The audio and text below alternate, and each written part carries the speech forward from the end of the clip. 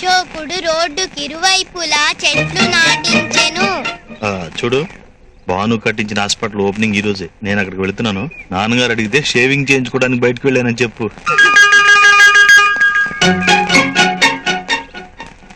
ఇదిగో, నేను భానుప్రసాద్ ఫంక్షన్కి వెళ్తున్నాను. నాన్నగారు అడిగితే షేవింగ్ చేయించుకోవడానికి వెళ్ళానని చెప్పు.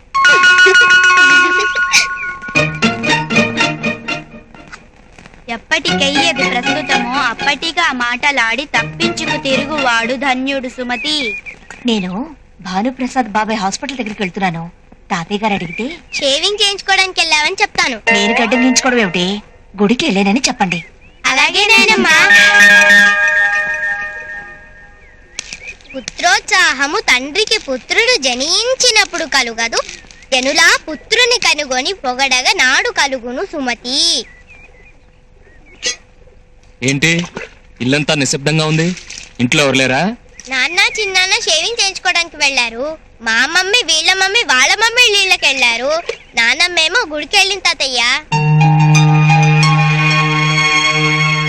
సరే, నేను తోటకు వెళ్ళొస్తాను. మీ నాన్నమ్మ అడిగితే మధ్యాహ్నం భోజనానికి వస్తానని చెప్పాలి. అలాగే తాతయ్య. తోటకి వెళ్తున్నారా? షేవింగ్ చేయించుకోవడానికి కదా వెళ్ళాలి. తాతయ్య గారు,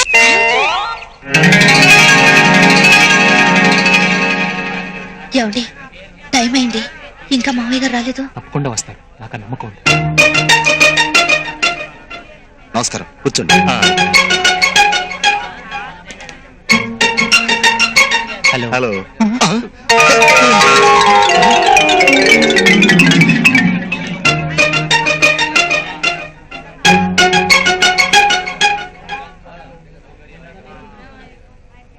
నాన్నగారు వచ్చేలా లేరు.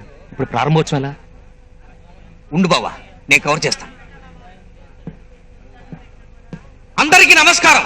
సోదర సోదరిమణులారా, ఈ రోజు ఉచిత ఆసుపత్రిని గౌరవనీయులు హరిశ్చంద్ర ప్రసాద్ గారు ఓపెనింగ్ చేస్తారని ప్రకటించిన విషయం మీ అందరికీ విదితమే.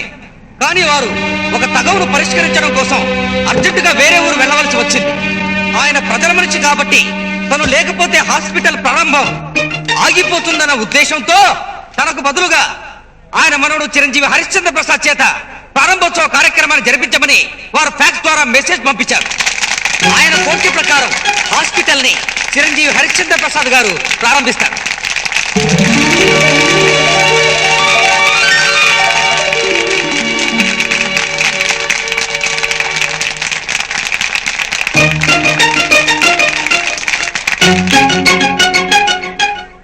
అందరికీ నమస్కారం. ఇంతకు ముందు గౌరవనీయులు జడ్జి గారు మాట్లాడినప్పుడు నేను కృషికి మారిపోయానని, ఎంతో మందికి ఆదర్శం అని నా గురించి గొప్పగా చెప్పారు. కానీ ఒకప్పుడు నేను పని పాట లేకుండా తిరిగిన వాడిని. అప్పుడు మా నాన్నగారు అనేవాడు, తాతలు సంపాదించిన ఆస్తులతో జల్సా చేసేవాడు వంశోధారకుడు కాడు, కష్టపడి సంపాదించాలి, కష్టంలో ఉన్న వాడిని ఆదుకుని అందరూ మెచ్చుకునేలా జీవించాలి అని. 10 మందితో పాటు బతకడం గొప్ప కాదు, 10 మందిలో నువ్వు ఒకడివి అని గుర్తింపు పడడం గొప్ప అని చెప్పేవాడు. ఆ రోజు ఆయన చెప్పిన మాటలే నా విజయానికి మెట్లయ్యాయి. ఈ రోజు ఈ హాస్పిటల్ కట్టడానికి కారణమైంది.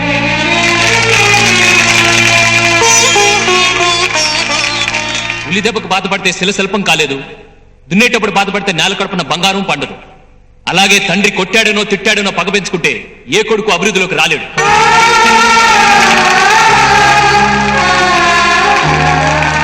చివరిగా ఒక మాట, నన్ను బిడ్డగా పొందడం మా నాన్నగారి అదృష్టం అన్నారు. కాదు, ఆయన బిడ్డగా పుట్టడం నా అదృష్టం.